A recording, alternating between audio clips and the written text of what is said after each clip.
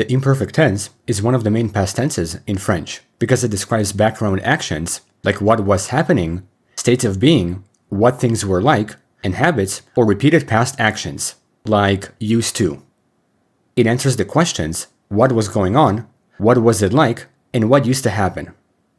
The way the tense evolved was from the Latin imperfect tense, where later, Old French inherited it almost directly, but unlike the compound past, it never fell out of spoken use. Today, it's the living spoken tense for continuous past actions. In short, the compound past is for single complete events, using auxiliaries and participles, while the imperfect is for background, continuous, and habitual past actions. In this video, we'll see the formation, usage, and grammar of the imperfect in French, also known as l'imparfait. To form the imperfect, we follow a simple pattern that uses imperfect endings, which is different from the periphrastic system in the compound past. To conjugate verbs, we take the nous form of a verb from the present tense. Then, we remove the ending on and we get the base of the stem of the imperfect tense. From there, we have to add imperfect endings, but a crucial point has to be made about the removal of the ending from the nous pronoun. The reason why we have to remove the ending from nous specifically is that it tends to show the true root of the verb. It avoids having irregular stem alternations that happen in singular present forms, because over time, the nous present form became the most consistent carrier of that stem, so it comes from historical evolution. For example, je prends and nous prenons come from the verb prendre. In the imperfect, if we take the stem from je prends, it would be prends with de, which can mislead spelling. But if we use nous prenons, the stem is prends, which is the correct form of what's used in the imperfect. With regular verbs, it doesn't matter much, because you would get the same stem for most forms. But with irregular verbs, nous is the one that aligns with the stem in the imperfect, which is important for spelling. In short, French uses the nous present as the reference point because it preserves the etymological stem that developed into the imperfect. The nous form gives the safest stem for attaching old imperfect endings because singular forms can be too irregular and mislead spelling, which is why we rely on nous. Anyhow, after we take the stem from the nous present, we add the following imperfect endings. Let's not forget that French has 3 categories of verbs: ir, and re. The imperfect is simple because these endings apply to all verbs, and so the only thing we do is take the stem from nous in the present and apply the endings, regardless of the category. Let's use the verb parler, to speak, which ends in ir. To conjugate it in the imperfect, we take its stem from nous, apply it to all subjects, and add the corresponding endings. Je parlais. Tu parlais. Ils, on parlait. Nous parlions. Vous parliez. Ils parlaient. As a note, the singular forms and the third-person plural form are all pronounced the same way. And to tell the difference, we pronounce the conjugations with the subjects. Now, let's conjugate the verb finir, to finish, which ends in ir. Je finissais. Tu finissais. Il, on finissait. Nous finissions. Vous finissiez. Il finissait. Now, let's conjugate the verb vendre, to sell, which ends in re. Je vendais. Tu vendais. Il, on vendait. Nous vendions. Vous vendiez. Il vendait.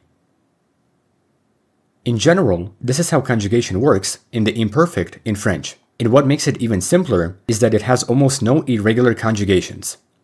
Unlike the compound past, which had many irregular participles, the imperfect formation comes from the nous form of the present. So, as long as you know the nous form, you can conjugate any verb systematically. The only major exception is the verb être, to be, which also uses the imperfect endings. What makes it irregular is the stem it, instead of the present tense nous form, which is nous sommes. So the unique stem makes it the only irregular verb in the tense. In essence, verb conjugation in the imperfect is quick to understand, and after learning it, we can make basic sentences using the most common verbs. Here, we can see examples of the most common verbs in the imperfect, along with their formation from nous. Quand j'étais petit, j'avais un vélo rouge. Il faisait la vaisselle tous les soirs. Tous les étés, nous allions à la mer. Il prenait toujours le café noir.